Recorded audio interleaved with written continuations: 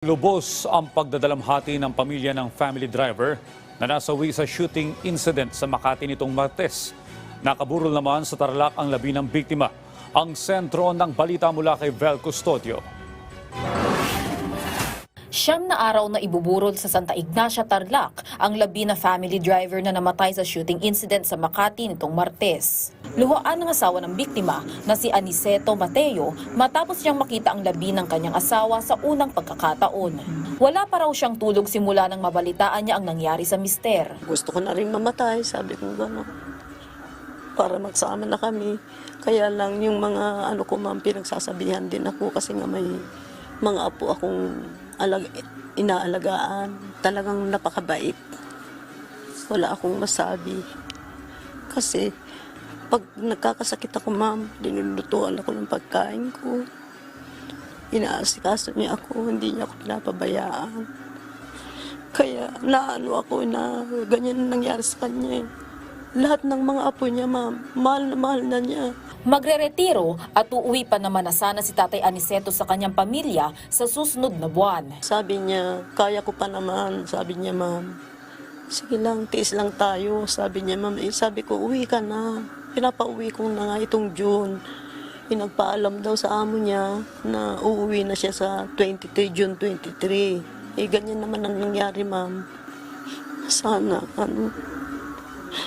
gabayan niya kami kahit wala na siya. Kasi nga kahit papaano, mahal na mahal din namin niya. Habang may halong sama ng loob naman ng anak ng biktima. Sobrang init ng ulo ko noon, mama. Di ko maintindihan kung anong gagawin ko eh. Kung papayagan ako ng Panginoon, papatayin ko rin eh. Talaga yun ang isip ko noon. Para mabayaran lang niya yung ginawa sa papa ko. Idinetalye din niya ang inisyal na estado sa nahuli ng suspect. Chief po, police investigation dun sa Makati. Nag-iwan na sila ng mga tao nila na ginawang civilian para magdamag doon na magbantay kung sakali mang saan pupunta yung sasakyan na yun. May susunod at may susunod. Tinangka pa raw na suspect na magpalit ng plaka. Ngunit namukaan pa rin ng mga pulis ang sasakyan at nakumpiska rin ang naunang ginamit na personalized plate number sa loob ng sasakyan. Nakapag-file na ng kaso ang anak ng biktima. Yung ama daw po yung may-ari ng sasakyan. Yung ang nahuli yung anak. Aminado po ba yung anak? Ang ano pa lang ma'am, yung po tinuturo niya yung papa niya na siya ang bumaril. Pero ang hinuli yung anak. Tapos naka-monitor yung ama. Samantala, tinutulungan naman ng barangay ang mga kaanak ng family driver para makipag-ugnayan sa Makati Police. Nagtungo po kami doon sa police station ng Santa Ignacia.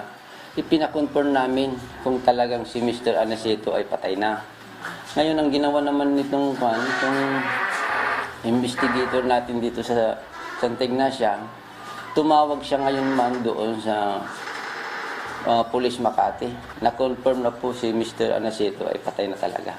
Makikipag-ugnayan na ang barangay sa LGU para sa tulong na pwedeng maiparating ng lokal na pamahalaan sa pamilya ng biktima. Full support naman si Mayor namin dito sa mga ganyan. Bumalik na kaninang umaga sa Makati Police ang anak ng biktima para sa mga susunod pang hakbang sa kaso at investigasyon sa krimen.